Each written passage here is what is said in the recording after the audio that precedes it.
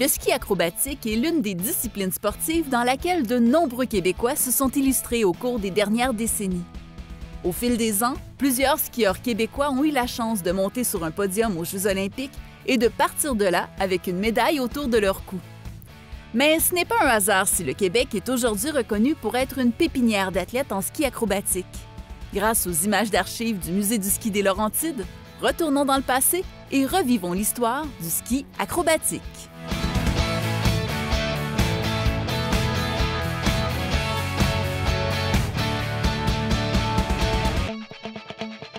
Mais le ski acrobatique en Amérique du Nord, ça a commencé dans les années 60-70.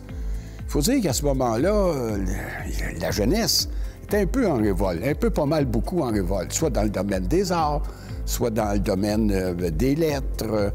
Et ils veulent avoir la liberté.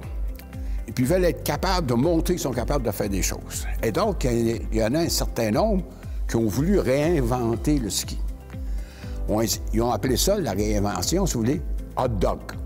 Alors, on appelait des hot diggers. Mais quand on regarde ça de plus près, on s'aperçoit que le ski, depuis que ça existe, depuis surtout qu'il s'est introduit en Amérique du Nord et particulièrement à Montréal, c'est considéré comme un sport ultime. C'est simplement pour dire que la devise du Montreal Ski Club, c'était hommes, femmes et enfants à Montréal, sur vos skis et ou dans la tombe.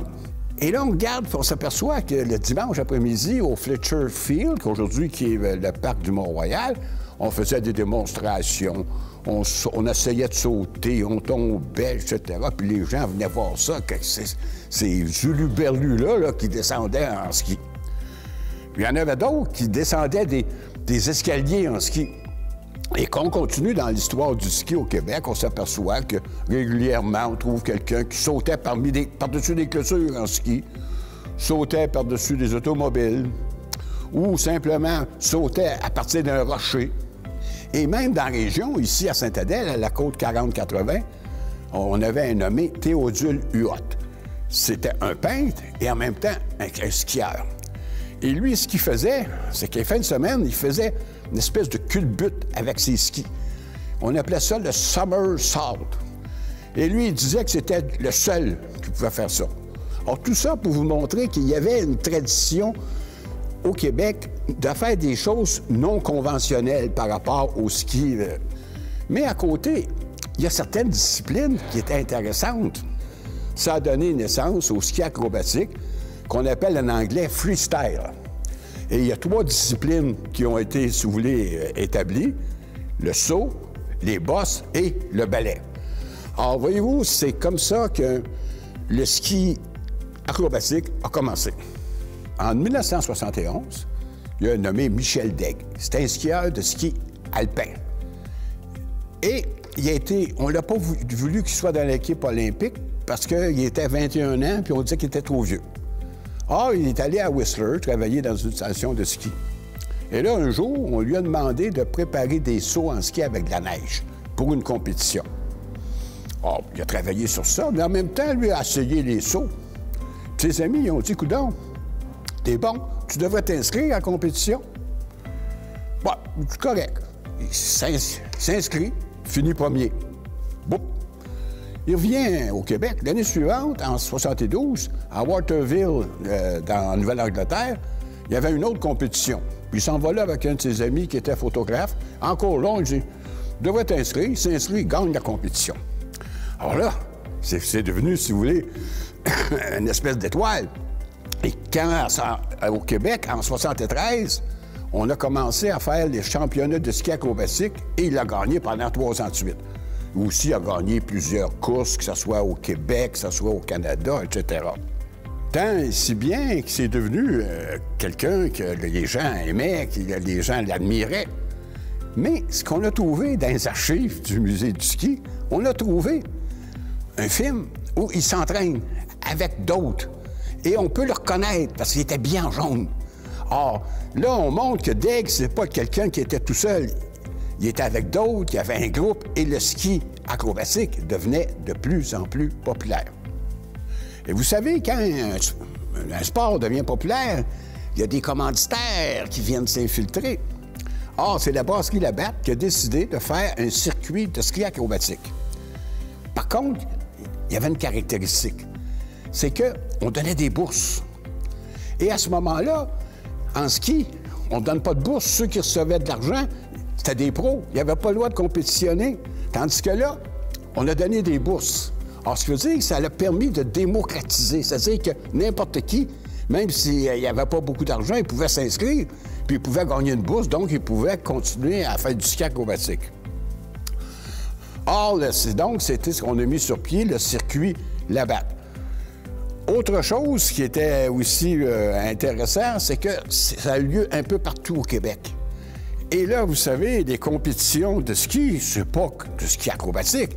C'est pas qu'une compétition de ski alpin. C'est des sauts et c'est des bosses. Donc, on peut se mettre en bas de la piste. Il y en a qui montent dans les arbres pour regarder ce qui se passe. On joue de la musique rock. Et même, on dit même qu'il y a certains... On faisait jouer certaines chansons de Charlevoix. Et là, c'est festif. Les gens sont là, les gens ont du plaisir, ils regardent les sauteurs, ils regardent ceux qui sont dans les bosses. Et là, ça devient une véritable fête. Et la musique, l'atmosphère, les applaudissements et les athlètes, ils se mêlent. C'est pas des athlètes qui s'en vont dans le petit coin. Ils ont leurs amis à côté, leurs amis leur donnent la main, etc. Or, à chaque fois qu'il y a une compétition, on retrouve 2000, 3000, 4000, 5000 personnes, 6000 personnes. Et ça va prendre de plus en plus d'ampleur. Et il va arriver d'autres choses. À partir de 1976, il y aura un circuit de la Coupe du monde en ski acrobatique. Et il y a certaines compétitions qui se tiennent au Québec. Et là, il y en a un qui va sortir. C'est John Heave. John Heave, c'est le fils de Rhoda Wortel, la fameuse skieuse des jumelles. Alors lui, c'est un excellent skieur. C'est un excellent skieur de ski acrobatique. C'est quelqu'un qui a le sens du spectacle aussi. Alors là, Johnny va effectivement participer à ces compétitions-là. Et tellement que le quotidien du Saguenay va écrire que John Heave éblouit les juges. Finit premier au saut, premier dans les bosses et deuxième dans le ballet. Alors, John Heave, si vous voulez, est devenu un incontournable dans le domaine du ski acrobatique. Il faut dire que dans Laurentides, les compétitions, c'était pas toujours à la même place. Il y en a tenu à Tremblant, il y en a eu au Mont-Gabriel, il y en a eu à Val-Saint-Côme, donc il y en a eu un peu partout. Or, c'est pas limité simplement à un endroit en particulier, et ce qui fait que ça a fait connaître le ski acrobatique un peu partout. Vous savez, l'hiver, c'est facile de s'organiser, faire de la formation. Mais l'été, encore une fois, c'est Michel Daigle qui est là-dedans. Mais là, avec son ami John Heave, ils ont eu l'idée, la brillante idée, d'organiser un camp de formation estivale à Sainte-Agathe, sur le bord du lac des Sables. Et là, qu'est-ce qu'ils ont fait? Ils ont installé 2 rampes, une de 25, l'autre de 50 pieds. Ils ont installé un tapis roulant, ils ont installé une trampoline. Et là, ils donnaient des cours qui duraient 1 semaine. Or, les gens s'inscrivaient et en même temps, on filmait. Donc, on pouvait repasser en revue et là, on sautait dans l'eau. Ça veut donc dire que ça permettait de s'entraîner en plein mois de juillet, en plein été. Ça permet de s'entraîner. Ils ont fait ça pendant 2 ans et ça leur a apporté un grand succès. Non seulement ça a remporté un succès auprès de ceux qui voulaient se perfectionner, mais particulièrement, il y a eu certaines vedettes qui sont sorties de là. Il y en a une, c'est Marie-Claude Asselin. Elle avait 12 ans, une douzaine d'années. Elle s'est présentée pour la première séance de formation, puis elle est restée là tout le temps. Alors, elle est devenue une championne. Elle est devenue une championne tellement qu'à un moment donné, quelques années plus tard, dans les années 80, elle a été nommée la meilleure athlète francophone du Canada et, en une autre année, la meilleure athlète en moins de 20 ans du Canada féminin. Or, il y a eu elle. Il y a eu aussi les frères Laroche. Alors, les frères Laroche vont être célèbres, eux autres, par la suite. ils vont former ce qu'on appelle le Québec Air Force. Alors ça veut dire, ça, c'était les meilleurs skieurs. Eux, ils étaient à Beauport. Alors là, eux, à Beauport, ils ont même installé une descente pour pouvoir se pratiquer dans l'eau. Et pendant quelques années, les frères Laroche, avec d'autres, dont Fontaine, etc., ils ont pris le haut du pavé. Ils sont devenus, si vous voulez, des références. Il est arrivé à une autre initiative. Les manufacturiers de ski, eux autres sont bien aperçus que les longs skis, donc on était habitués d'utiliser, bien pour faire du balai, ça ne fonctionnait pas. Pour faire des sauts non plus. Donc, on a amélioré énormément le matériel de ski. Que ce soit les skis, que ce soit les fixations, que ce soit les bottes, etc. Donc, on est obligé d'avoir, si vous voulez, améliorer l'équipement pour pas qu'il y ait trop de blessures non plus.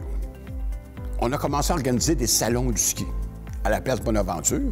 Et là, on mettait une rampe et on faisait des démonstrations en expliquant tel saut, etc.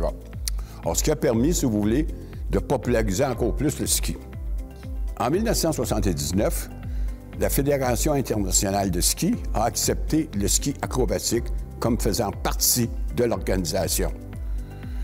Et quelques années plus tard, le ski acrobatique a été accepté comme sport de démonstration aux Jeux olympiques et, dans les années 90, comme sport permanent, en particulier les bosses et les sauts.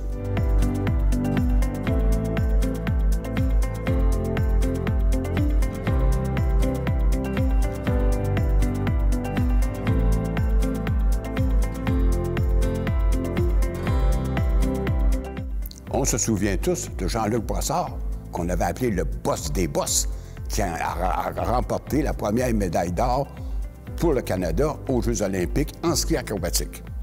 Plusieurs athlètes qui sont illustrés dans le domaine du ski acrobatique ont été intronisés au temple de la renommée du ski des Laurentides. Parmi eux, John Eve, Michel Daigle, ensuite il y a Jean-Luc Brossard, il y a Alexandre Bilodeau, Marie-Claude Asselin, Stéphane Rochon.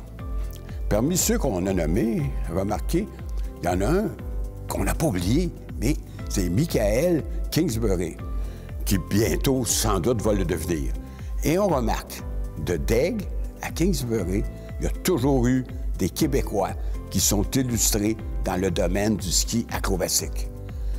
Et je pense que ça va continuer à durer, parce qu'actuellement, on a recensé au Québec au moins 25 clubs de ski acrobatique, donc où les jeunes vont s'entraîner. Et on peut dire, sans vouloir prédire l'avenir, on peut comme probablement prédire que le ski acrobatique va continuer d'être très populaire au Québec.